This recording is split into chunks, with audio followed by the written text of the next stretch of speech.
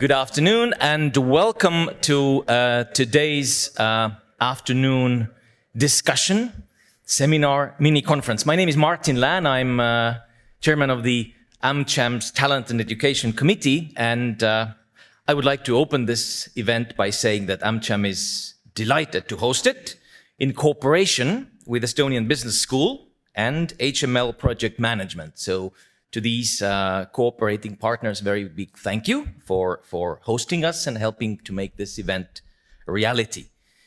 American Estonian Chamber of Commerce, or AmCham, unites businesses that are active, obviously, on both sides of the Atlantic. And all members of the AmCham take the well-being of the Estonian economy and society deeply to their hearts. And the AI revolution that is ongoing in the world today, it leaves no stone unturned. And we believe that harnessing that power of this revolution will be crucial in all sectors of modern life, but most of all in the sector that generates the longest lasting impact of all, and that is education. At AmCham this year, we have already looked at AI from two aspects, one of them being law, the legal aspects of it, and the other being defense, the unfortunate reality of our era. So today it is the education aspect, and I look forward to the discussions, and I obviously encourage everyone in this room to make the most of it, ask questions, take notes, and let's all together build the schools of tomorrow. And as the first speaker, I'm delighted to invite to the stage Mr. Mart Habakuk.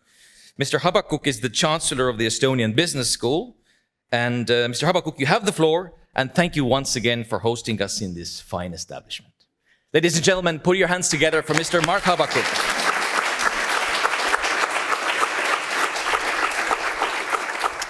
Thank you, Martin. As was said, I'm Mart Habakuk. I'm a Chancellor at the Estonian Business School. And Chancellor is a position that takes care of the infrastructure and all the non-academic part of it. And Estonian Business School is a private university. You have a PhD programs, executive education, master program, bachelor programs, and we have a high school as well. And about 1,000 students and history of 36 years. And our younger sister, or not even, it's a daughter, is Edu. Edu is something that you saw from the window when you were rising to the 4th floor, probably last year when its only option is stairs. And Edu is the place we believe, strongly believe, it's bringing people physically together is important, more and more important as we grow. And education may not be only reason why people come out from their own. So we are building it to blend it, working, studying, entertainment, events, meeting places, sports, and so on, to bring people together. And it's not like EBS, it's EBS and the network of all interested who share this vision. And our vision is we want to see as many as possible new initiatives, companies, public sector initiatives, and that these are not only ideas, but they are brought to the life. And this is our mission in the long shot.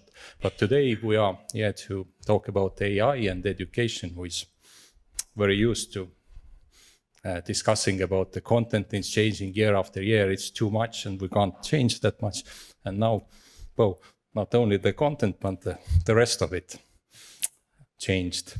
And so that normally you do the human experiments, you need time, you need professional supervision. You do in small samples. It's not there. This went away. And then also very, very educated and well-justified reasons why we should slow down the development speed of AI. But again, this is not a reliable option that we can count on. And so this is the word where we are today. And really the purpose of today's meeting and all the efforts and support that we can learn in this event is to give as much information to school leaders, to teachers, that they are good to build their hypotheses, take reasonable steps to test, not all in obviously, and to test different things, and knowing what the future of the AI in education will be, I think is a very, very important first steps on that. This is the world, and it won't slow down, I am afraid. So that if we feel like it's going really fast today, it's probably the slowest year in our life. And I thank you very much for coming here, and I wish everybody very interactive event today that will learn more, and we can build on that what we learned today. Thank you.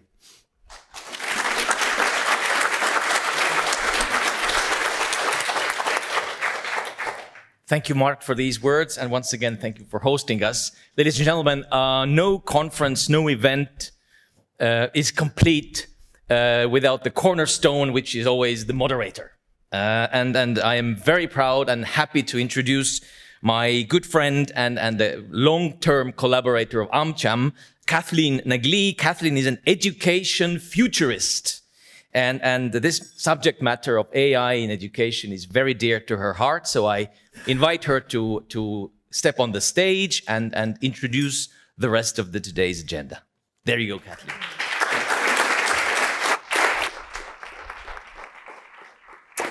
Welcome, everyone. And we have a very interesting group of people who will be speaking to us today.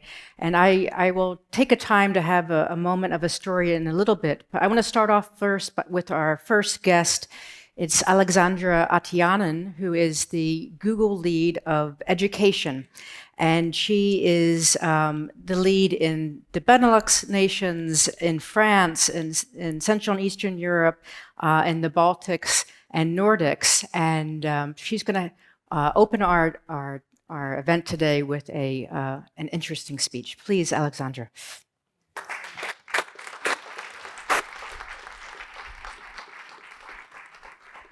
Thank you so much, Kathleen. Hello, everyone.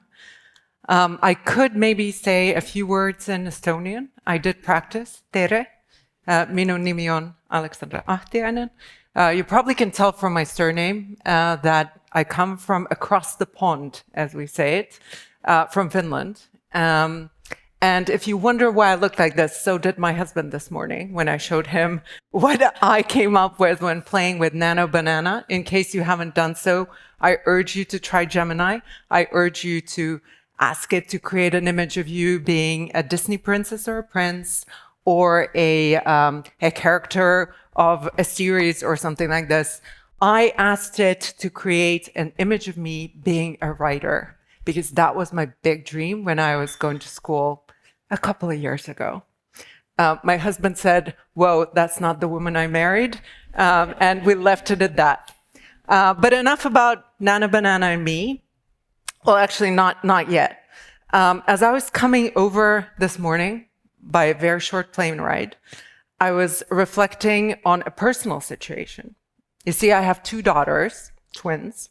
They're 16 and they also start at high school this year in Finland.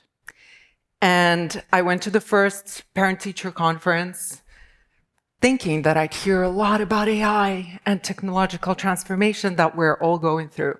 I didn't hear anything. We received one email that said, if you use AI, use it responsibly. And in my professional world, of course, I'm in a bubble, right? It's all about AI. It's all about education. I'm so lucky to be partnering up with AI Leap Foundation and the founders to be working on something profound, systemic change in Estonia. The very interesting piece is you're doing what the rest of the world thinks they're doing or is thinking of doing, but you're actually doing this. So it's amazing to see the opportunity. It's amazing to see the fast speed of execution, the thorough thought of all stakeholders being engaged. We see a lot of countries experimenting with helping teachers, but not so many that are looking to involve the children there as well. So super grateful to partner up on this journey and tell you a little bit about Google for Education, what we're thinking when it comes to AI. And every good story starts from the beginning, right?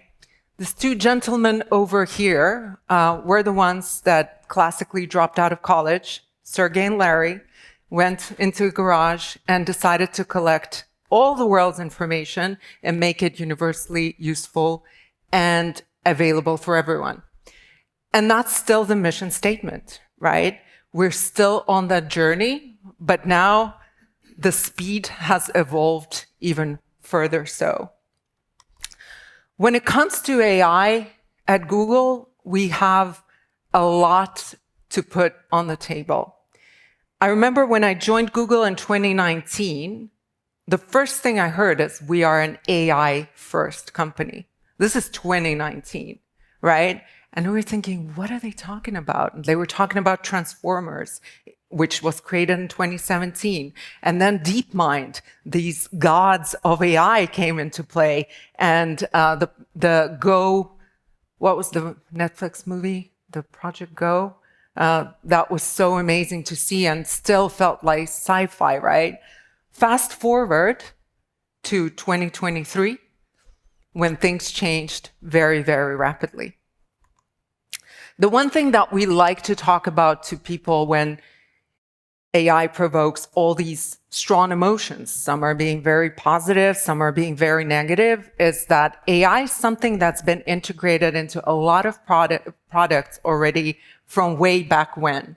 I remember when I got my job at Google, a friend of mine whose wife is not in tech said, "Oh, will she be providing answers when I search for stuff?" I certainly hope she doesn't think so anymore. But what we've done is we've been integrating bits and pieces of AI solutions into Google Workspace for years, especially starting 2015. Obviously, the speed has become faster and faster. The latest thing is Google Vids, where you can create short videos with characters who even speak. Unfortunately, it's only 8 seconds, I believe, still to the day. So full motion pictures are yet to be waited for. Another thing to note about Google is that we own the full stack when it comes to AI, right? From development to software, the models, devices, and cloud infrastructure. And sometimes when we say that, people go, so what? Who cares? Well, there's 4 advantages to that, right? The speed of innovation can get faster when all the elements talk to each other natively. The security aspect, which is insanely important when it comes to any tech, but especially AI, is there from ground up. The same with reliability, right? Cloud infrastructure scales very, very fast and always works. And flexibility. The one thing that we want to highlight always is that you don't need to use the full stack. You can just choose modules. Also, everything starts with principles. We were the first company in the world that actually came out with AI principles and with the idea of being bold and responsible.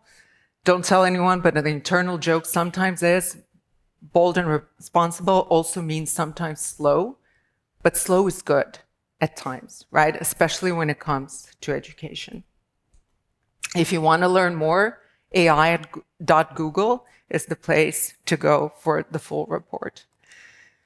Another thing that we realize very clearly is that we're not alone. AI is a joint project of different stakeholders that we really want to engage with to learn from each other. And that's what we really hope to do here in Estonia with AI Leap Foundation, because we don't want to build products for product's sake. We don't want to build products that are not intuitive and are not safe. We want to work together to make sure that AI is being useful in education, not for AI's sake. And another thing, don't take our word for it. There are numerous of certifications and compliance standards that we comply with. And the professionals in the field of privacy and security have told me that in order to obtain certification, it's okay to do it once. It's not that big of a deal, but consecutively get the renewals, that's the trick. Another thing that we did when it comes to particularly education products within the Google Suite is that they have their own terms of service, what we call core services, which means additional data protection, additional privacy protection.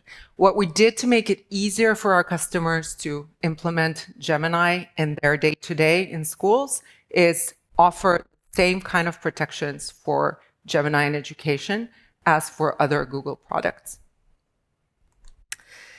Who here has heard about LearnLM?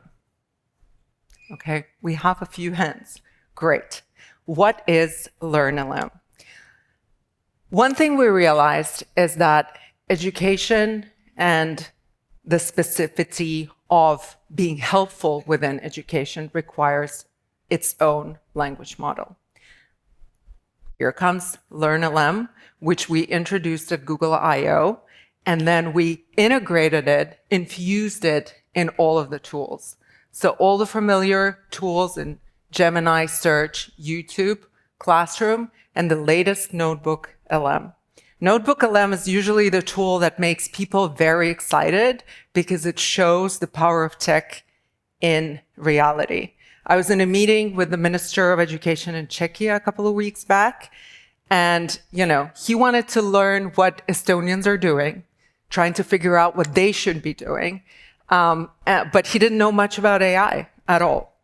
And it was a big room with a lot of people, and there were a lot of demos happening. And at one point I saw that we lost his attention.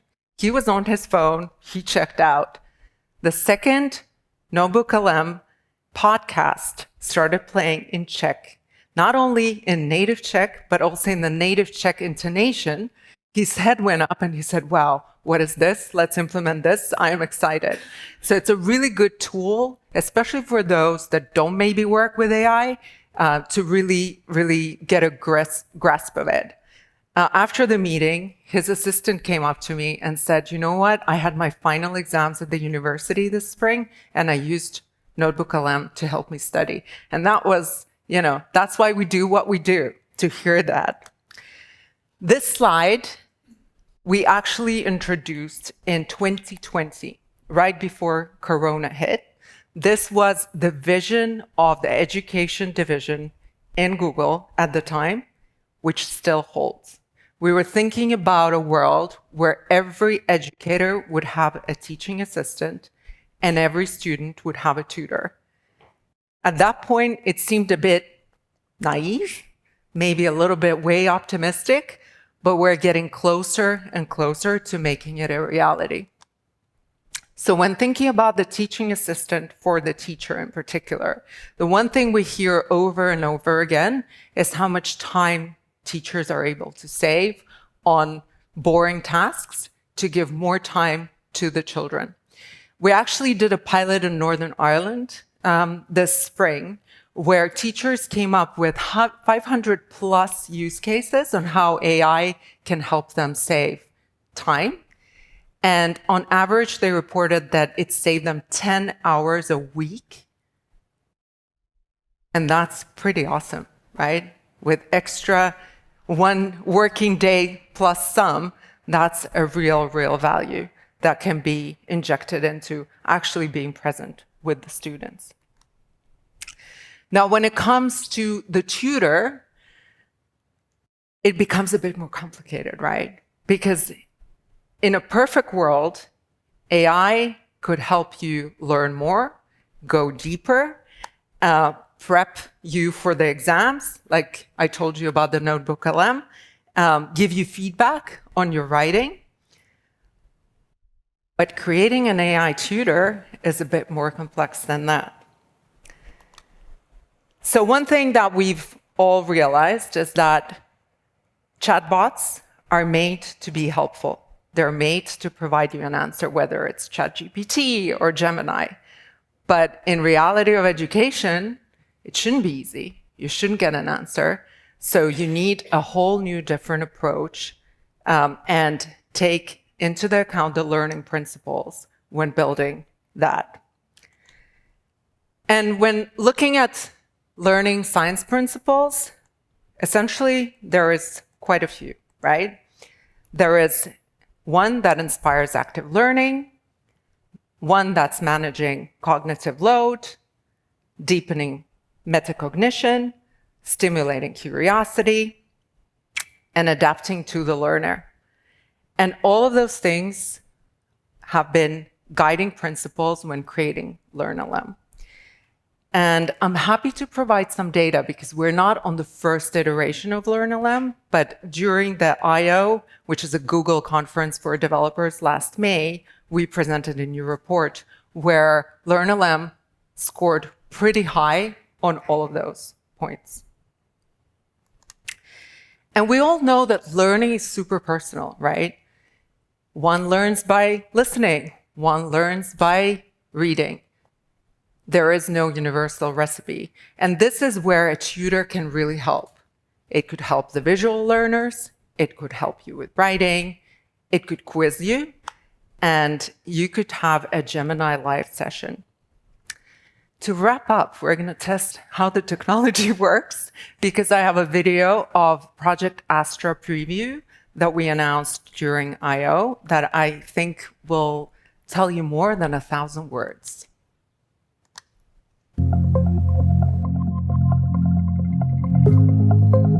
Can you help me out with question number 39 here? Of course. Is this the problem? Yes, I don't really understand what to do here. No problem. Let's take this to the blackboard. The key concept here is optical isomerism. Got it. But how can I tell if an isomer is optically active? Optically active compounds require a chiral carbon atom. A chiral carbon is one that is bonded to 4 different groups. Okay, awesome. That makes sense. So how do I apply that to solve this problem? Let me walk you through the steps to solve this problem. Okay, got it. Let me find the structures first. Sure, no worries. Feel free to show me when you're done.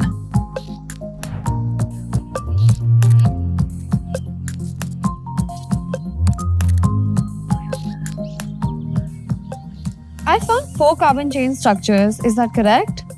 Close, but not quite. There are 4 structures, but you've made a small mistake in the 3rd structure. Can you check your work again? I can't actually find the mistake. Can you show it to me? For sure. You added an extra hydrogen bond to the 2nd carbon atom. I'm circling it now. Oh, okay. Good catch. That's actually really helpful. Thank you.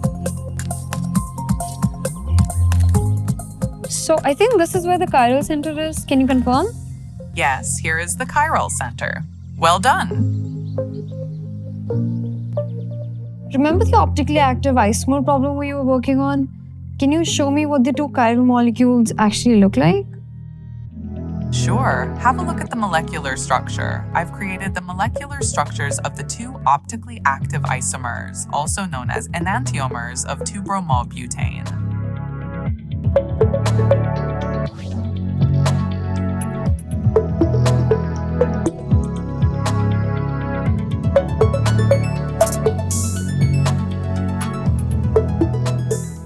Thanks for all your help, Astra.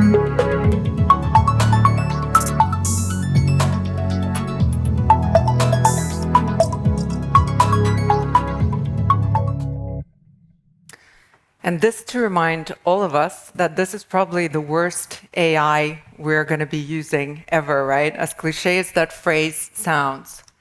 One thing at Google that we talk a lot about are moonshots. Moonshots are solutions to huge problems using radical approach and breakthrough technology. For example, self-driving cars, Waymo is one of those moonshots. What I see happening in Estonia is a moonshot for education, not only here, and hopefully not only in Finland, but also in other countries across the globe. We're really proud and honored to partner with you on this journey and to learn from each other. Thank you.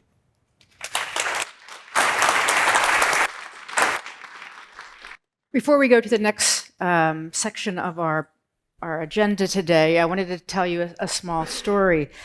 So a few years ago, I was at the Gropius Bau Museum in Berlin, and the title of the exhibition was called The Limits of Knowing. I thought, well, that sounds interesting, so I'll go and see what it's about. And when I entered into the exhibition, I saw that there were some people in the corner being put into these jumpsuits, and some kind of device was being put on their head. I thought, wonder what that's about. Let's do it. So I go over there, and no one is explaining anything. And I thought, well, maybe it's some kind of like VR or something kind of exhibition or something. So I put on this jumpsuit, and I put on these goggles, and I realized very quickly that the goggles are limiting my ability to see anything, just a little bit of light. And a lady then guides me to this curtain, and she opens the curtain, and I can't see really anything. And she puts my hand on what I think is a velvet rope, and then the curtain is shut behind. I'm thinking, what am I supposed to do? What is happening here? On the jumpsuit, there's these little devices that are like starting to buzz and beep and make some sounds. And I'm like, okay, I guess I start walking on this, along this rope. And then these lights start flashing, and I kind of see these strange lights. I'm like, all right, do I stand here? Do I look at it? Going through, and then there's strange sounds of music are coming into the headset. And again, like there's no instructions, not really sure what's happening, what I should be thinking. Eventually, I get to this one spot, and it feels very beautiful at this moment. There's all these lights coming in, and there's these strange sounds, and my suit is making all of these beeps and buzz sounds. And funnily enough, at that moment, I felt like it felt joyful. It was very strange, and I'm like, oh, okay, I'll just stand here for a few minutes and try to experience this. You know what it's like going to these strange art museum things. You're like, I don't know what's going on, but I'll play with it. And so I'm like, okay, and then following the rope, whatever, and following the rope. And then eventually I get to the end, and a lady pulls me out of the exhibition. And before she pulls me out, I stuck my goggles open. I looked into the room to see what it was. And it was an empty room with just a rope along the edges and a projector. And the reason I tell you this story is because it reminds me of how we are at this very moment in society. We have been put these goggles on. We're told that something is happening. When we think about the AI leap, we're not really sure what we're doing. Right? We have some ideas about what's happening. We're going to follow this rope. We're going to follow what we know possibly in education. And we're in this place of uncertainty. And we're hoping along the way at some point that we're experiencing joy. And that's what I'm hoping when we're thinking about what happens in education next. So AI is, of course, this great disruptor in education. It could, if we're careful and we're smart about it, that it disrupts it in a way where we finally understand what it means to be a learner, where we finally understand how we can enhance our lives with education throughout the decades of our lives. So this is where we are at this moment here in Estonia. Estonia is taking this leap. They've opened up the curtain, they've put on the goggles, and they're walking along the rope at the moment. Today's panelists that are here to speak to us are an eclectic mix of very interesting people who have great insights into this whole topic. So I'm going to welcome first all the panelists to come to the stage, and then I'll introduce each of them.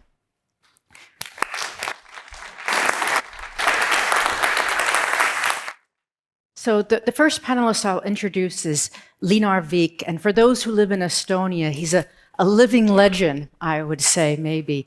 A computer scientist whose influence on what happened in the first Tiger leap 20-some years ago in Estonia is legendary to how it affected society.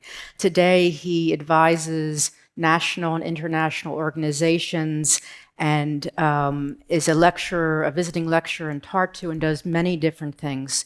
So please give a round of applause for Linar.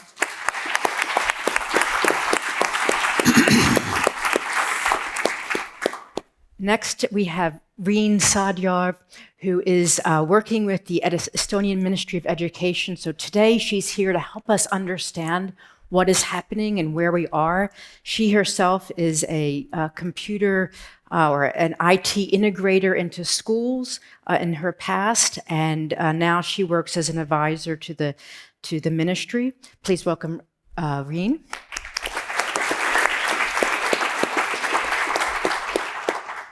Next is Oleg Shavkovsky. Thank you. Apologies. Oleg has been involved in Estonian education for a number of years. He's the co-founder of the Puha Johannes Kool, and he's a board member there still. It's a school that tries to meet academic excellence with the joy of learning, as we mentioned earlier.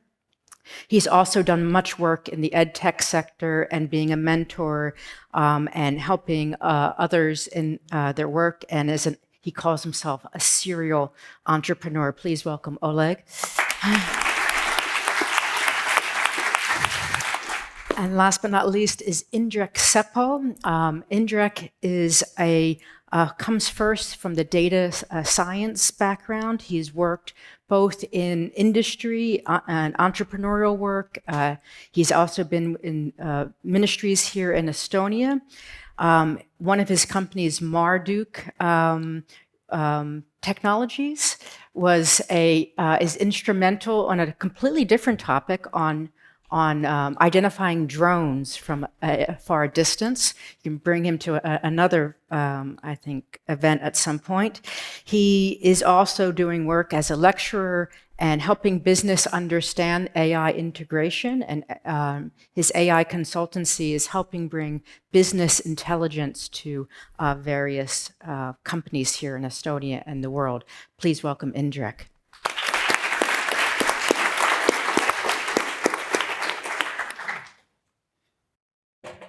So today I'm going to start first with Linar.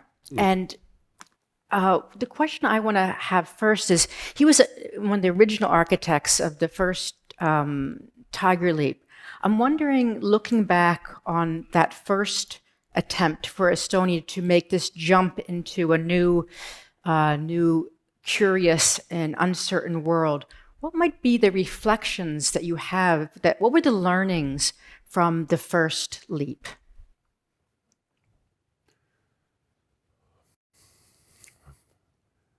We were not ready. And that was a good start. If you recognize the fact that you are not ready, then you can embrace the uncertainties. And that is maybe one of the differences with today in most of the European countries, that they feel that they are ready and nothing is to be improved, or it's very difficult to embrace opportunities of improvement, and that is a big risk. In original Tiger Leap, we had 3 pillars, goals. Take internet and computers to schools, teach teachers how to use computers and internet for the teaching, and create digital content curriculum for the teachers and students. We delivered first pillar, we semi-failed with the second pillar, and we never did the third pillar. And that's a true reflection. Despite that we out of 3 pillars had only 1, it had an impact. It had an impact already to the people who graduated from the high schools. They went to universities, to employment market, and we can say that the center of gravity of society in one time was filled with so-called people who call themselves Tiger Leap graduates. Prime ministers, members of the parliament, offices of the civil services, CEOs and board members of the private companies, they all said that what is in common is that I'm the graduate of the Tiger Leap. My first time when I was working with computer was at school during the Tiger Leap program, and that was an amazing experience. And that is something what they remember about the school quite often, in addition to the nice gym or great parties. That's maybe something to remember from the past, that was also much simpler compared to the AI leap. But for AI leap, it was very clear or at least for me, 2 years ago, it was too early. 2 years from now, it's too late. Right now is a momentum to do it, and it's despite the momentum in Europe, in some countries which are trying to do either too little, too late, and do different direction, or radically to ban new technologies from the education environment. And I understand the problem of the parents, which is transformed into politicians. They are worried that children are spending too much time with digital devices, and they want to create a safe haven from 8 in the morning till 2 o'clock in the afternoon, where the children will be kept closed in a castle, in a prison, or in physical environment where there are no digital devices. So digital diet at least every working day. And that's a short-sighted vision, of course. And out of the 3 choices, ban, ignore, or adopt, Estonia chose adopt. Going now into the future, imagining you that you're on this panel 10, 20 years from now, looking back on the AI leap, what would have hoped the impact would have been that this project will be seeking? Wow. Well, what I see is a number of expectations at the moment coming from outside of the general education environment. Universities are concerned what will happen to them in 2 years' time when the graduates of AI leap will come to the universities. Universities are obviously concerned also with the fact that they are no longer, in 2 years' time, they are no longer the best Estonian language curated universities in the planet Earth. Well, could be that the best and the closest for them is a London Business School or Harvard or Cambridge in Estonian language. Universities are concerned, and I understand their concern. But the biggest expectation is what happened also next to the Tiger Leap program was the impact to the employment market and businesses. Many maybe don't remember, but soon after the Tiger Leap initiative was created, the businesses came to the government and said, we want further to support that initiative. And we want to carry out a massive training program for people which, well, could be called a blue collars, or people who within their everyday job don't need computers, but who could benefit a lot from the digital services when they know how to use the services.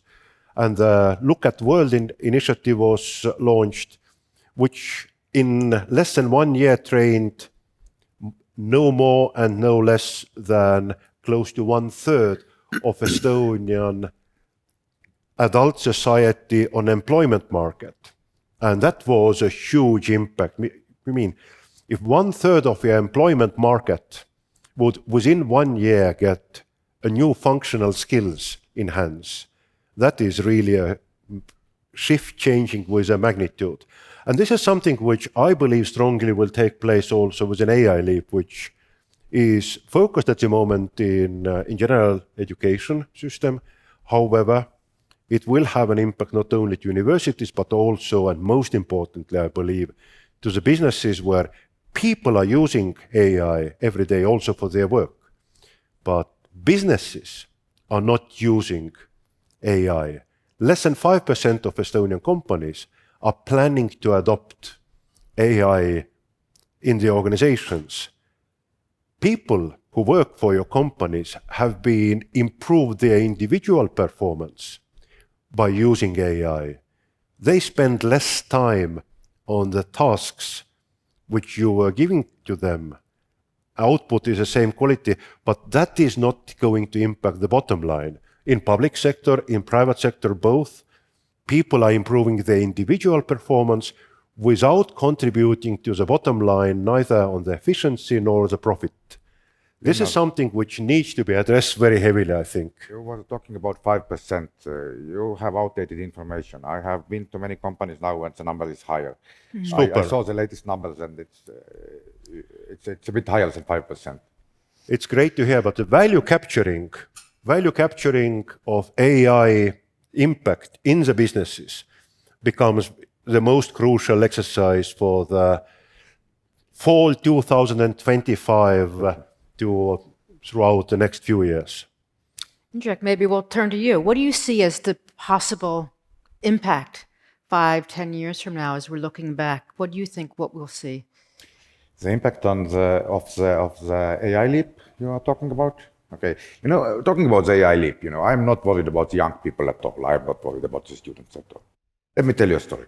So my daughter was in second grade, 8 years old last year, and at one point I get a message that, hey, Daddy, come online, that I need your help in doing the homework. And I was giving a presentation of something at the time, so I got back to her in 1 hour. And I asked, okay, now I'm here, let's do the homework. She said, no, it's already done. So I asked, who helped you? ChatGPT. Now, this is an 8-year-old girl. 8-year-old. I am worried about teachers much more than I'm worried about the students. So we need to get them somehow. In 10 years, the teachers will know how to use AI. Well, maybe let's turn to Reen, who's here helping implement for the teachers and students. Maybe, Reen, if you would tell us what is happening in the present moment. We've talked about the past. We've talked a little bit about the future. What do you see? Or what is happening? Let me start with a story. In 2022, in November, I was still working as a teacher. I was working as an IT teacher. And so I was thinking, okay, I will go to school and what will I tell to my students? Whether I should tell them that, okay, now we have ChatGPT and can you imagine it can solve all your homeworks? It can, because I checked it by myself. Or whether I should think that, okay, they do not know and maybe they will not start to use it, and then we can just go on pretending that nothing has happened.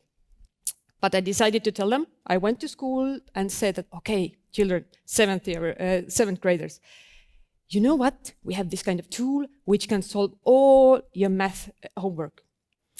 What I see from the audience, from my students, is that some of them were quite disappointed because they thought that they know, but teachers do not.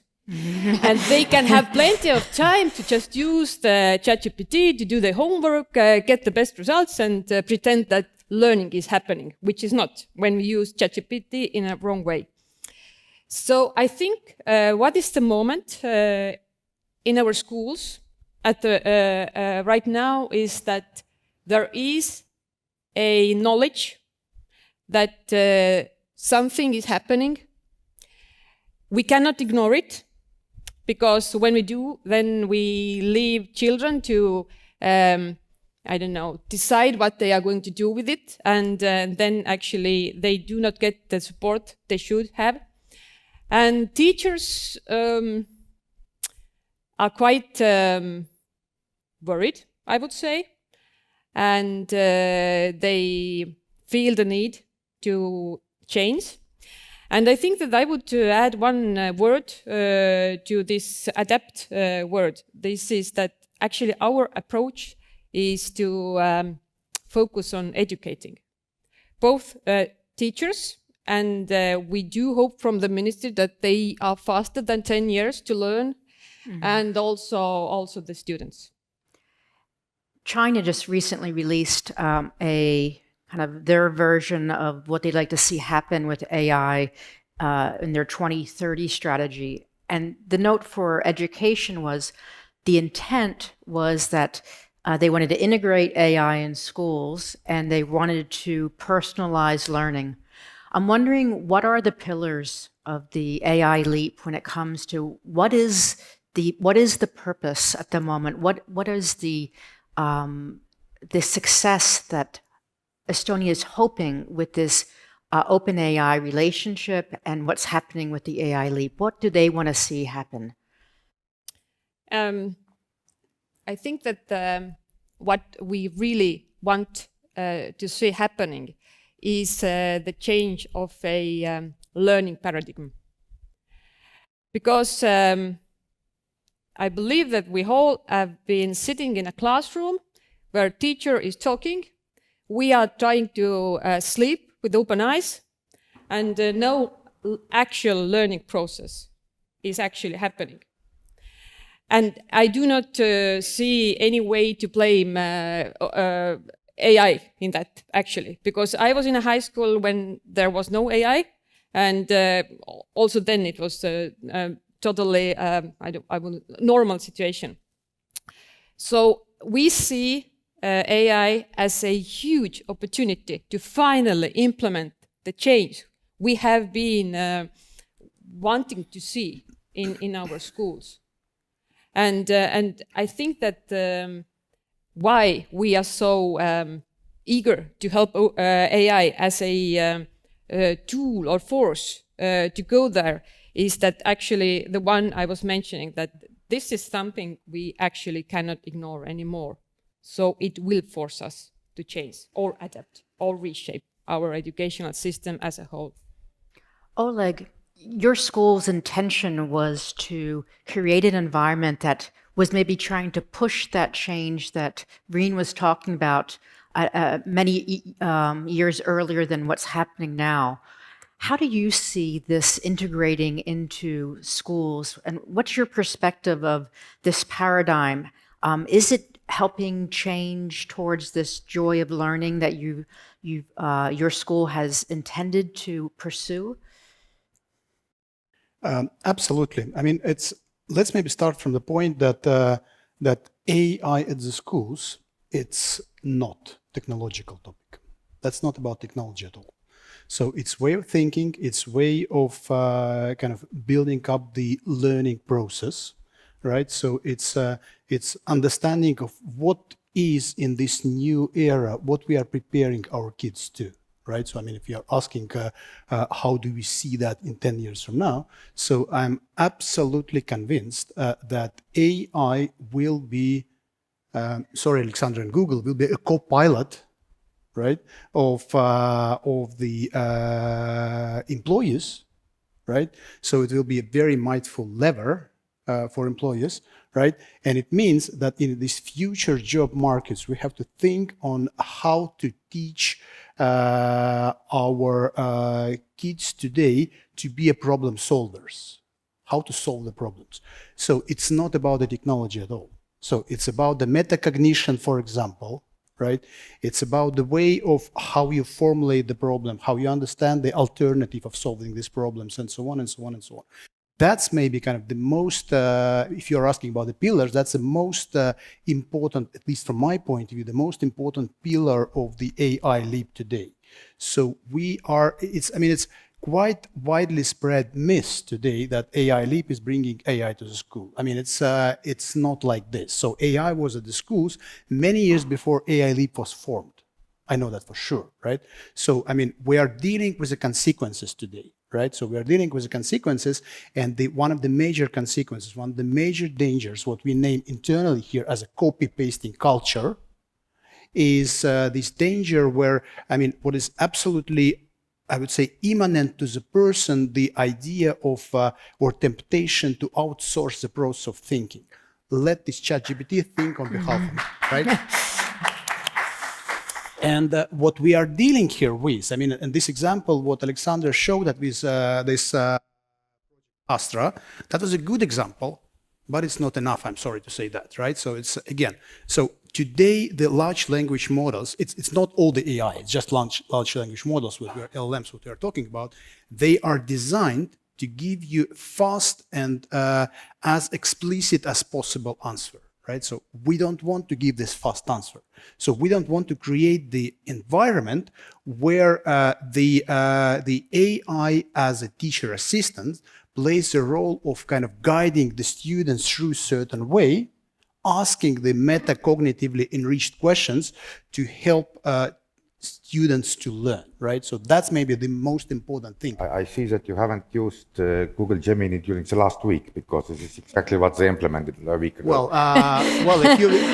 If you will be kind of, I'm ready to see that. I'm glad to see that not only in Gemini but in OpenAI as well, yes. and in Edu version of OpenAI, you know.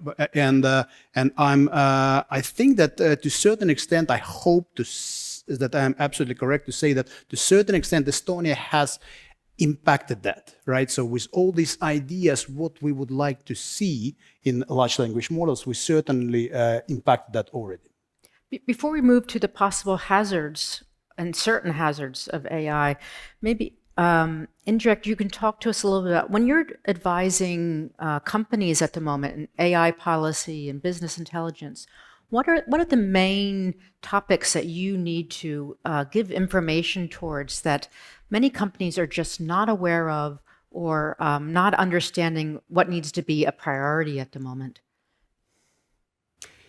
It's still, and I would like to say that it's a bit disappointing for me, but talking to many companies, I still see people who have not used it. You know, I'm not worried about young people, I tell you. I'm worried about people my age and older than me. This will be a new digital divide, which I'm fighting for. I actually gave a free course on Zoom, and it's on YouTube. I gave a course, ChatGPT, for over 40 years old. If you are under 40 years old, you can participate if you can keep the space, you know, if you can keep up. So I'm a little bit worried that this older generation, just like they didn't start to use internet without a little push, that they will not start using AI as well, and they need a little push. When they see it, when they see what is possible, then they will love it. Then they love it, and it's also as teachers. I've been giving the AI seminars in many schools, and I'm a little bit, you know, this is a 3 years old technology by now. Seems to me it seems like a long time, but apparently it has not reached everyone yet. What was the question again? Yeah, so what should they prioritize? Because maybe many of their workers have been hesitant to do some self-training or professional development around this. Yes, I try to make people use it, because, you know, AI is not like a Phillips screwdriver that only can do this one specific screw, you know. It is helping absolutely everyone, but it is helping everyone in a different way. And when I go and try to help them in using AI, I first have to get them to use it for personal reasons, whatever, because then you learn what it is capable of, and then you understand how can you use it in your work. Because it helps, I can assure you, it helps absolutely everyone. I agree. I do some training around AI for teachers. And I think the first thing, and this is for everyone in the audience as well, the first thing is understanding the needs that you have.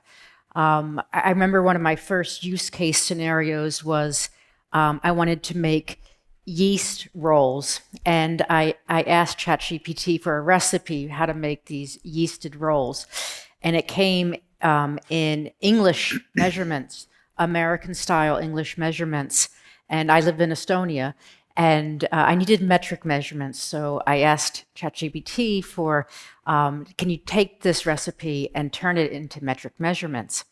And then ChatGPT called it yeast rolls and metric measurements. And this became like a joke in my house that we're going to have the yeast rolls with metric measurements for dinner.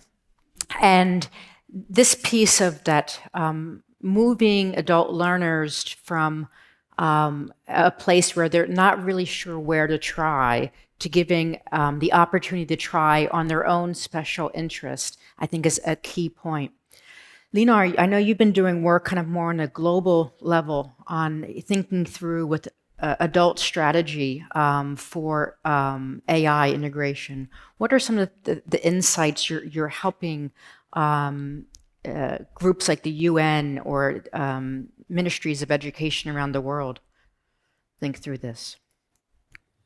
One very simple thing which needs to be recognized, especially in the policy making and the government level, is something which is called AI stack, or it's a cake. It's a very layered cake. And if somebody is saying that I want sovereign controlled AI in my country for my parliament, you need to understand that that person does not understand how the technology works. I would even be blunt enough to say that there are no sovereign AI stack in hands of no government at all, no company at all. If we are thinking about the energy grid or the energy production, if we are looking very recent, Donald Trump visit to the UK, where all the electrical energy for 2026 is sold already. And they are now going to build up a huge data centers and AI centers without asking where is energy coming from. So we need to start from the very, very fundamental level, going up to the number of other layers, ending up with what you can impact and where you can have a certain degree of autonomy and control, which are the really agent levels and the interfaces for the end user, but also the data models you are using to train the particular foundations. This is very difficult to explain, but another aspect is, well, those are the over-optimistic governments who say that I want it, but I want it independent, secure, and sovereign. Also reminds the rhetoric of European Union in some cases that we want, but we don't want Chinese, we don't want American, we want a European one. But there is no kind of Chinese and American per se, and there can't be an European as they are dreaming. Another angle which I'm also concerned is the kind of banning policies, which try to ignore the shift of reality and try to ban it in as many cases and opportunities as possible. The kind of approach at the moment where I see the trying, testing, adopting, failing, accepting the failure, learning from the failure, and not making big failures, but small failures, which you are capable of learning, are both on the government but also international level, the acceptable norms. I am mostly worried about that there is still a wishful thinking that one leader or AI Tsar in the country level would be the solution. I just came back from the Oxford from 3 days of discussing about the AI policy future, and I see the notion that so many people are saying, all we need is now a new AI commissioner for European Union, and that will solve all our problems. And does your country have already AI minister? It reminds me that very recently we had another technology called blockchain. And there were 5 countries on the planet Earth who nominated blockchain ministers in their government, despite the fact that they all understood that blockchain is a fantastic engineering solution for the problem we don't have. And governments were still trying to use it. So those are the tendencies. However, the biggest notion is that there is bubble. There is a big bubble and a lot of noise around it. There will be adjustments taking place in maybe year 2 time in terms of overvaluation and speculation, especially in smaller companies which try to make too many things in advance. And there is a mistrust of accepting and using the strategic or critical components of my business or my government functions to those companies who are not capable of proving that they exist in a year or two time, because at the moment they are just burning the money, not creating value capturing revenue models at all. And this was honestly the case of Estonia. We tried to convince the biggest and the best to collaborate with Estonia. And our pitch, if you remember, was Estonia is small enough to deliver it fast and yet big enough to be a case. And at the moment, I still believe that this is a case of Estonia, not only in AI Leap, but also in many other applications of the AI. We are small enough to deliver it fast, and we are big enough to have it as a reference or the case for others. Most of the countries move slowly, and unfortunately, as I would re-quote myself once again, many countries move too little, too late, and to the wrong direction. Thank you. Rein, thinking about the hazards, we just outlined with Linar a few hazards. We know there's hazards of the enormous energy consumption of AI and how this is affecting the planet. There are some companies like Google, for example, have very creative solutions with their data center in northern Finland, which kind of recycles the heat that's coming out of the data center to heat the homes of the city around the data center. We know there's hazards of infrastructure that this competition for energy that it will need as well. I grew up in Pennsylvania and not too far away from 3 Mile Island, which was a place where there was a nuclear meltdown that had happened in the 1970s. And Microsoft just recently bought 3 Mile Island to start it back up again to power their energy center. So we're in this new territory with some of the hazards. And some of the hazards are at just a local level, the user's level.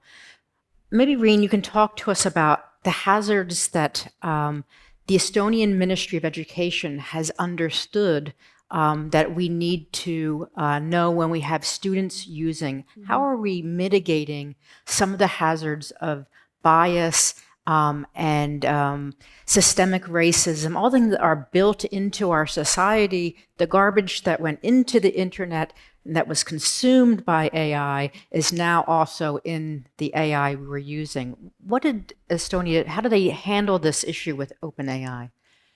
Just one remark I wanted to add to Lina is that I think that there is a difference between banning and acknowledging the risks.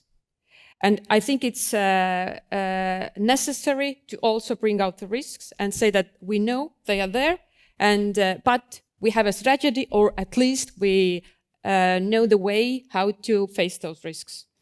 I am a teacher, an educator, so I can talk about the risks from the point of view of my profession, but also from my personal experience. I have a daughter who is really highly motivated to learn, to get to know new things. She's interested in chemistry and biology, and she uses also the custom-made ChatGPT the best way possible. She writes prompts. Please do not give me an answer. Explain me why it works like this and this. I also have a son who is interested only in football and Minecraft. And he is using the same model in a worst possible way. Just to get very quick answers, write them down to his notebook, serve it as his homework, and go to do his things he wants to do. So what we see as the biggest risk in the education is the situation where actually the smartest ones, these are the students we do not worry about. They will know how to use it wisely. But about the ones who maybe struggle in schools, they do not know why they are there, why they should study, and they use ChatGPT in a way that it actually even affects them in a negative way.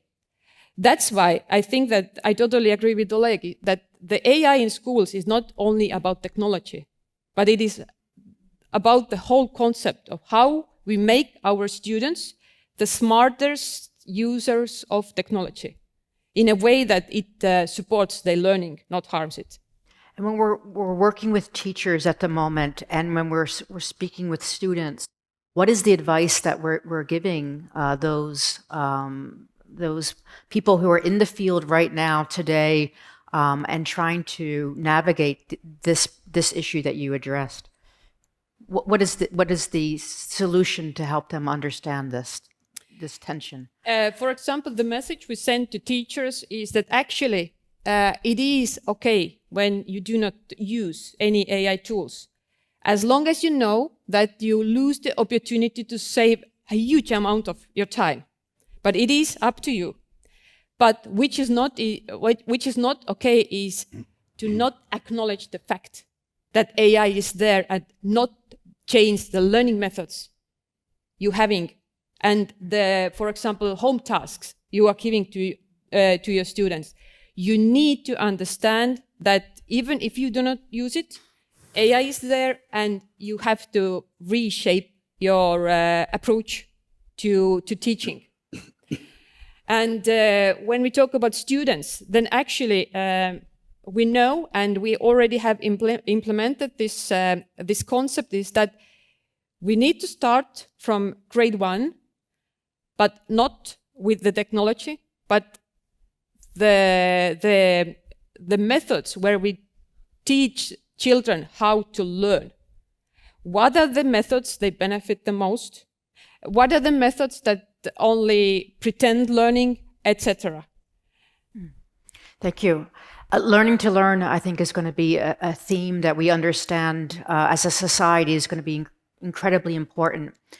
Oleg, maybe turning back to employers and the startups industry and these things, where do you see the hazards of AI integration, not just the AI leap, but AI in the workplace?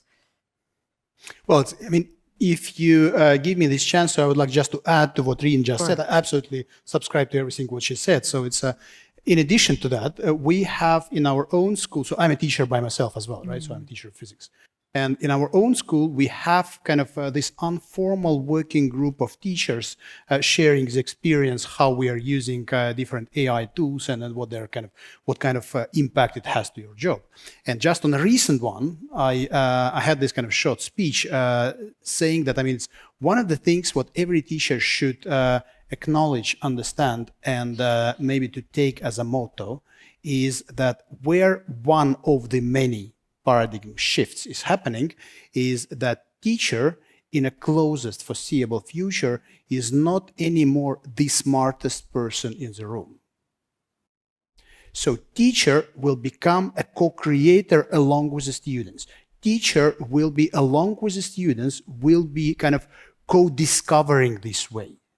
And this is absolutely kind of paradigm shift. So those teachers who are ready for that, they will be enormously successful and interesting for students and so on and so on. Those who will still try keep being kind of the smartest person in the room will fail, I'm afraid, right? So what comes to the companies and enterprises, a lot of them are implementing indeed the tools.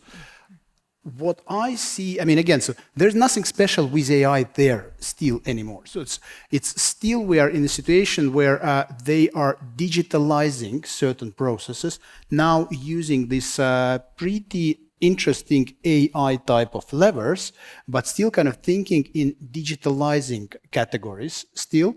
And where I see where these attempts are rather failing is where you are trying to use AI to, not changing the way how you are offering the service, how you are shaping. It's very close to what happens in Estonia, say 20, 25 years ago, where all this kind of notion of the digital nation started to build up here, right? So this e-Estonia. So we have seen that, we've experienced that several times here in Estonia, that when you are trying to just to digitalize the paper process without rethinking how you should be providing the same service absolutely on a different way, if you are just kind of digitalizing the paper service, you fail miserably. So you have to understand that the way how you're offering the services, what you're putting together and what is an outcome is something absolutely different. It's exactly what is happening in enterprise as well, right? So you have to understand that we're entering the new era and the new inputs, new outcomes, and the new type of processes will happening in the middle, right? We're at the time now where we're going to switch to the audience. We invited a number of students with us today to be in the audience. And of course, they're the ones who are experiencing the AI leap possibly in real time. So I'm going to turn to the audience now. And we're going to first focus on student questions. Is there a student in the room who would like to ask the panel or a specific person in the panel, or also Alexandra from Google as well, if she'd be willing to answer a question? Let's see if we have a student who would like to. Yes, we have one right here in the front.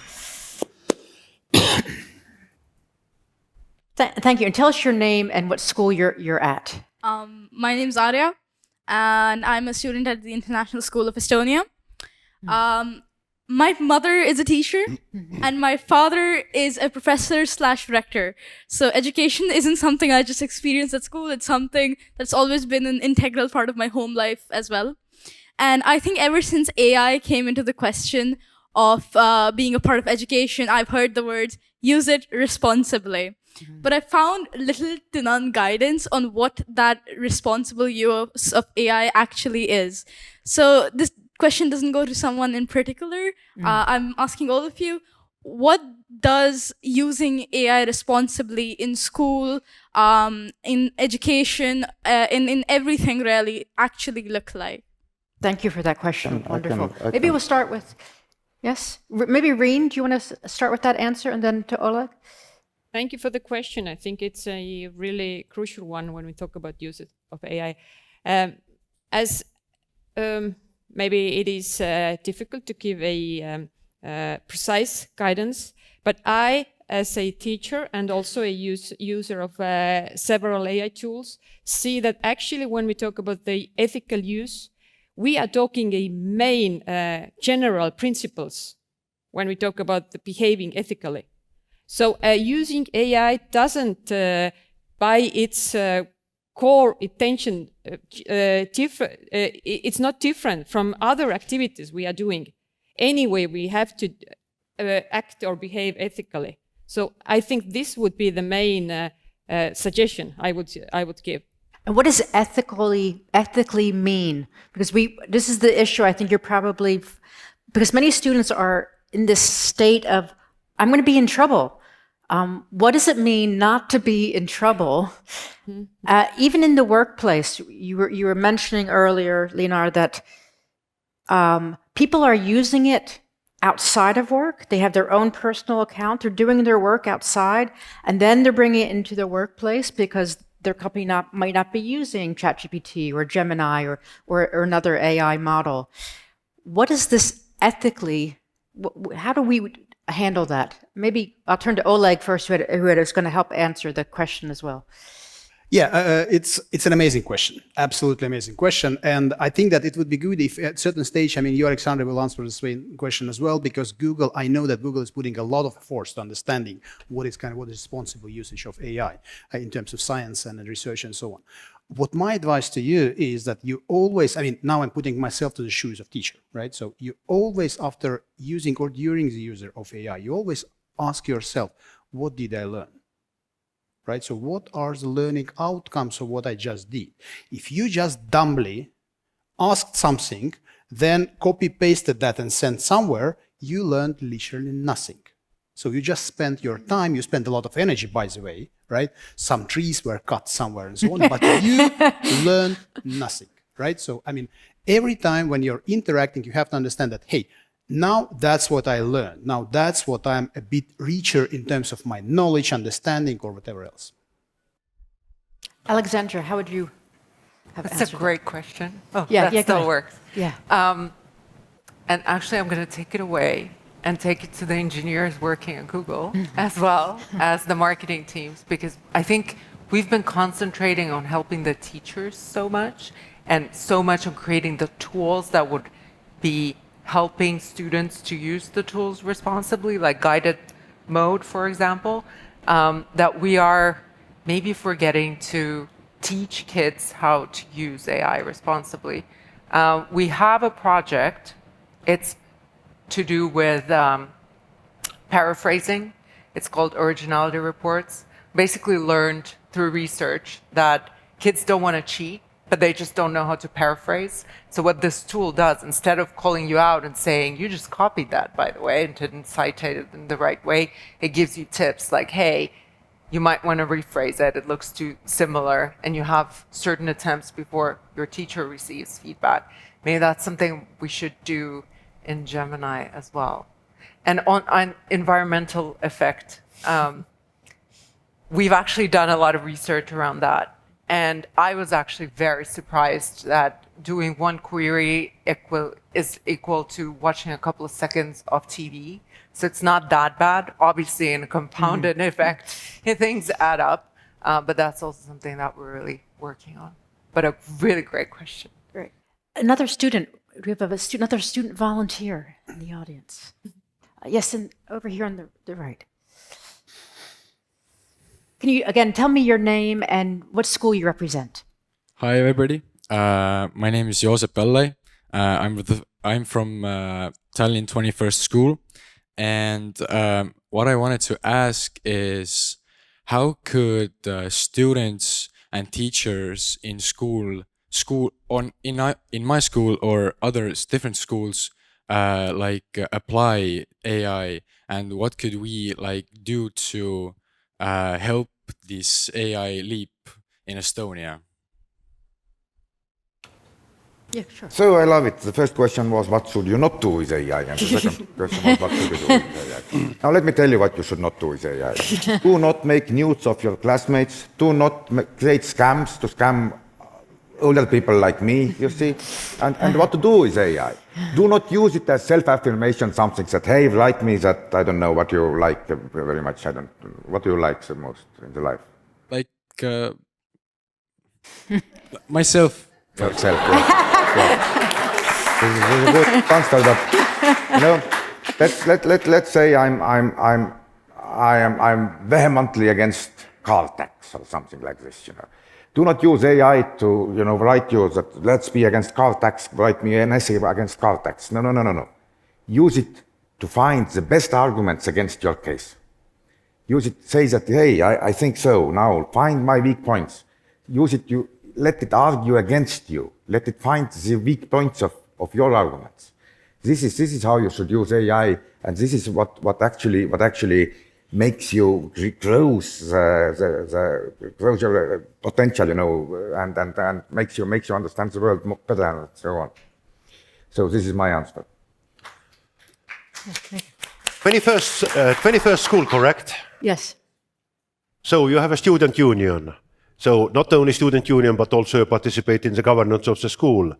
Make AI as an agenda at your student union at the school. You but mean also the student council? Yeah, student council. Okay. And integrate it into the very simple practical solutions.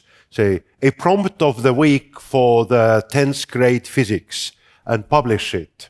Share it with teachers and do it together with the teachers. And those very small and practical things, please, they will be totally obsolete in 6 months because the technologies are different already in 6 months' time. But at the moment, for the next week, it will help everybody to recognize and understand what is really possible to do with an AI.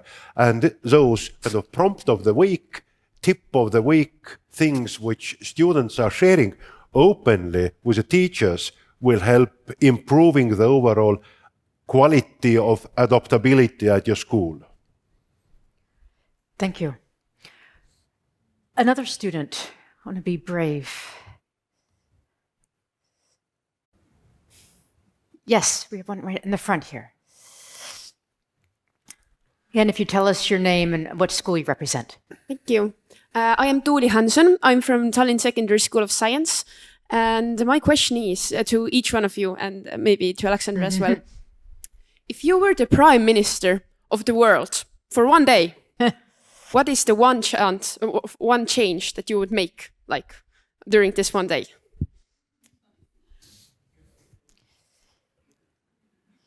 Well, you've been given lots of power. Alexandra. I would stop all the war. You would do it? Stop all the war. Stop war. Yeah. You know, it almost happened to me. There was a talk about the Tsar of AI and something like this. So I was selected to be the program manager of AI, so pretty much the head of AI of Estonia. Then somebody started to think that what does government has to do with intelligence, and so I'm not anymore. But you know, yes, of course I would answer all of that as well. But you meant something about AI, considering AI and stuff. Oh dear. You know, I believe that, you know, very many of these top scientists of AI right now say that, hey, hold your horses, we do not know how to deal with this, because it will be way smarter than us soon enough. By the way, you know, I have also often been asked that when will AI be smarter than human being? You know, I always answer that it really depends on the human being. In some cases, the bar is really low, you know. You know, so they really say that hold the horses. No one is holding the horses. Whatever is going to happen, and we will see it in our lifetime. So my suggestion to all of you is one thing. Buy a lot of popcorn. It's gonna get interesting. And why is no one stopping the horses? Because everyone in the West is afraid of China. What if China will be there first? So it will be a lot of fun that we are going to see soon. Then again, I'm not so certain that it is going to be so bad, because when you think of this, is it really so that the smartest person in the room is usually trying to become a politician? Is it? No? Because why do we think then that the smarter the AI will become, the more it wants to take over the world? But maybe it will. We will see. I didn't answer your question, but I will now give I talked about something else, but now Oleg can answer your question. Well, your question is obviously one way or another is attached to AI, right? So I would say that, on my opinion, today, if I just consider overall the investments in AI area, then unproportional part of this investments is going to, from my point of view, to wrong directions. To military, to advertisements, what is very I would say it's the border between the advertisements and manipulating is a pretty thick one, right? So I would rather try to do my best to reroute the majority of investments to where AI really can make our life better. To help stop wars, to develop the cure for cancer, you know, to deal with global heating and so on and so on. So these areas where indeed AI can make our life better, or Earth to be a better place to be.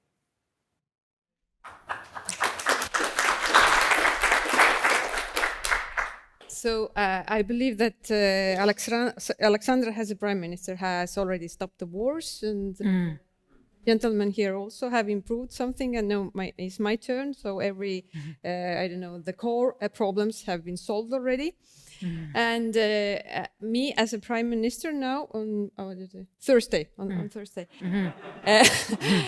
And please do not quote me on that now, is that I would actually in Estonia rebuild our educational system so we could offer with the limited resources the best possible education to all our students, regarding also including the technology. So so we could make sure that none of our children are left behind because of his or her background.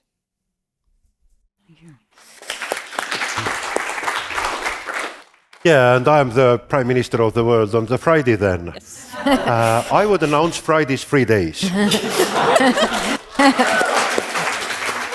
But seriously, one more extra day would benefit us all more than a lot of working on Saturdays. Thinking about what's happening at the moment, although the person from OpenAI had spoken that the use case scenarios at the moment that we're seeing in AI is around learning, I would argue some alternate viewpoints at the moment. The number one use case that we're seeing is that students and adults are creating AI companions at the moment. That we're using AI to help with our mental health issues, helping us as psychologists, acting as doctors, advisors, business partners, lovers. We're entering in a strange new era with the relationship that we have with AI, because the way that we anthropomorphize this technology, it's very easy for us, and it's our human nature to see it as if we were talking to another human. And because it's so good with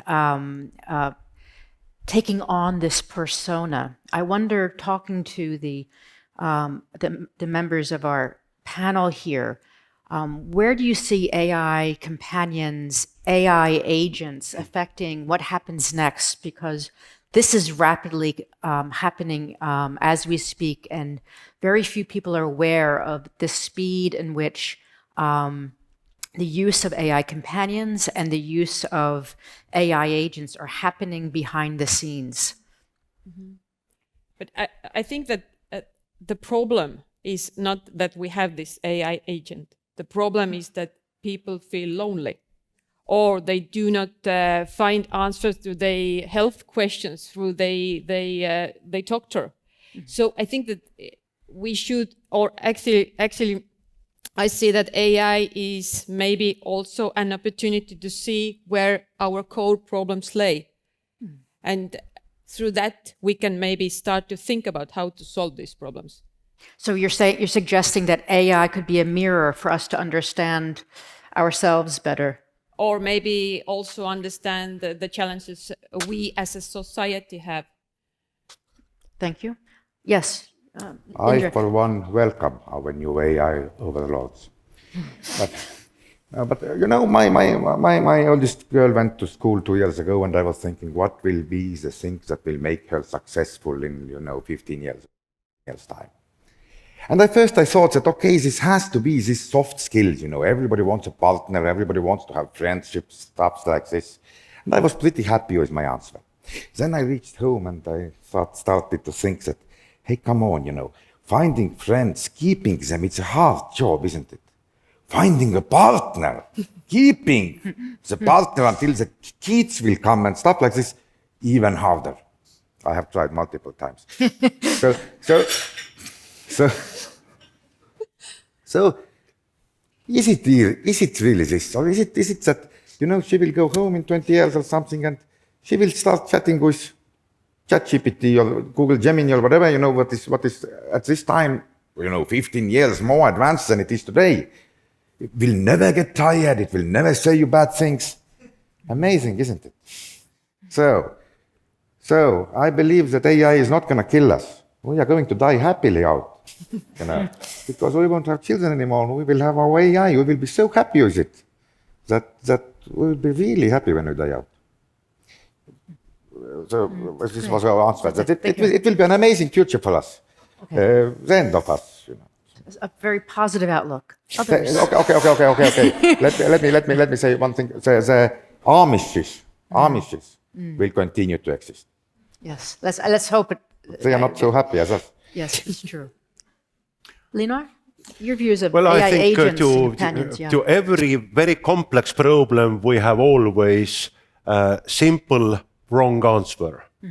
And this is also in many cases escalated and amplified with the current human-centric modified AI agents which we were discussing at the moment. There is one big thing related, and it's a huge risk, which we tackled also a little bit on our discussion about learning with AI. Learning per se is a very energy-consuming exercise for human being. It's much easier to just relax and enjoy. It's less energy-consuming and it's better. And this is also the biggest risk, that if there is an AI agent, AI companion, it pleases us and it does not require from us a focus and demanded energy consumption, energy generation from us. It's a risky situation where we are, and in a sense, I feel that often the user interface and customer satisfaction is, for last 20 years already, being defined by digital global companies. Name most of the social media, TikToks, Shorts, everything on the social media related to, from one angle to another, it is just pleasing us more and more, and that drives us towards a customer experience standard, which unfortunately in many cases also government says that, wow, my e-government portal should exactly look like Tinder, because this is a standard. This is a standard customer experience interface, and well, we'll see. Airbnb is going to design or redesign now all United States public administration and government services, how they are going to please end user. So, in short, there is a strong tendency for us to use not only AI applications, AI agents, but all the digital services to amaze and give us a little intellectually and little that demands from us a learning or thinking. And therefore, the challenge for AI Leap, not only AI Leap, but also AI responsible and meaningful application in a broader society, is about getting our guts together and making the next 10 minutes to really put our energy into one small learning bite of maybe 10 minutes and then another 10 minutes. It's like going to a marathon. You can't go to the marathon right away. You need to start training from the first 100 meters, extend it to 1 kilometer, and then run every day 10 kilometers. And then you're having a stamina really to use also usefully digital technologies.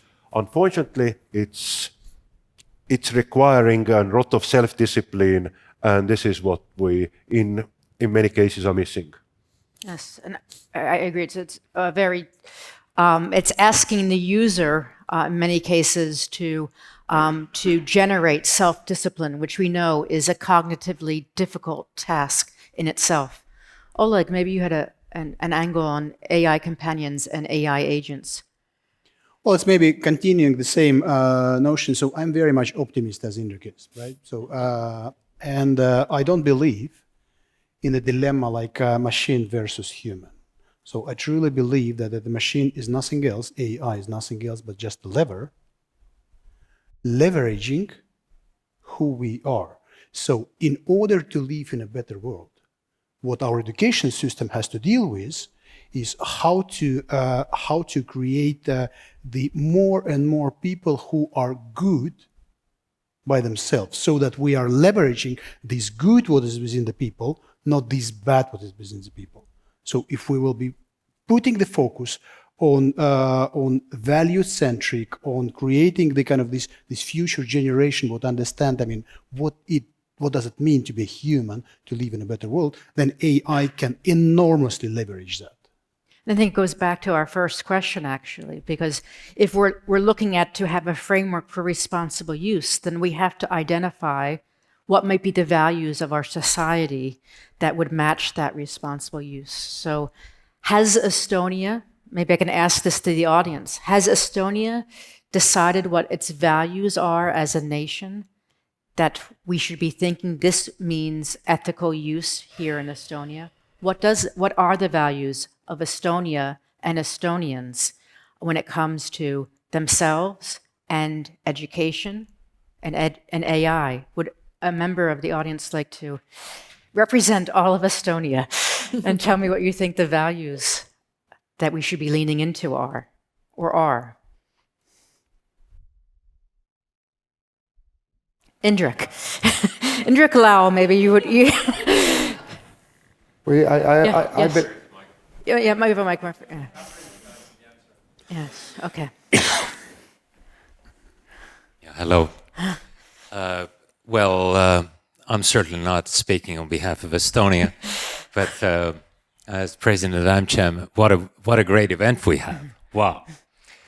I think that overall what I've noticed here is that we are a nation who practically believes in education. When I go across Estonia, and I've seen quite several schools, some of these are just like new cathedrals. If you've seen the new MUBA, the music and ballet school, incredible. I don't quite know. School of music, that beautiful, that has been built in Estonia. So I do come back to this, that Estonia as such is becoming a believer in education as such. But an interesting thought that I did find was by Professor Tarkpea, a physicist at the Tartu University, who commented on teachers' pay. And he dared to say, opposite to what we hear here every day, that he dared to say teachers are paid enough. What we need to change is the load of work that a lot of teachers carry. And he doesn't see that being changed so much as simply pumping and asking for more money rather than making the change there. It was a very interesting topic because he's one of the best teachers there at Tartu University. In fact, there is a rumor, if nobody knows the answer in physics, or like in Tartu, if he can't answer that, then there is no answer in Tartu. So therefore, I thought that maybe the good use of AI would be brought into this salary system of enabling teachers to offload some of that work and better organize it so that they can do extra or more or be a class leader and earn even extra from there. So that's what I thought I'd bring in, and maybe you can comment on that. Maybe Alexandra. I think Alexandra's Google as a company is doing just that at the moment. They're creating ways in which teachers can reduce their workload. Teachers were the first ones that we kind of tried to help, right, with all the tools. And like the example I brought from Northern Ireland, 10 hours a week of saving time. I first said, yeah, they could spend more time with the kids. But to your point, maybe they could have a side hustle or do some other tasks in a school to earn potentially more money if pay is an issue. That's really interesting. And also, they found 500 plus use cases that can lead to those 10 hours. An interesting point there was, in that pilot, they looked at the timestamp when AI was used the most. Any guesses? Yes, that was a shocking thing, right? For the students in the uni, I could imagine, but for teachers, that was just mind-blowing. Yeah, thank you. We're about to wrap up, And I would just offer, thinking about the values that Estonia needs to consider, and I think this is a question for all schools and for Estonian society as well. I think that question needs to be answered, and understanding the values that this society will hold dear is going to be very important in the storms that we're entering in at the moment. The storms of disinformation and misinformation, the storms of global change, wars, and many other things that are happening. So I think this is a question that you should be bringing back to your community. And I would suggest, as my final thought, is that we turn to the writings of people like Bell Hooks, who said that that we should see love as a public act. And if you're leaning into love, then what does that mean for how you're including all learners, and how you're protecting Estonian society, and how you are taking care of our planet and of Estonia itself. So I want to thank the panelists today for their wisdom and their guidance in this new era. And please give them a round of applause for their thoughts today. And I think we have some gifts for the panelists from Daria. And big hands to our moderator. Thank you so much. Thank you. Thank you very much. Oh, thank you very much.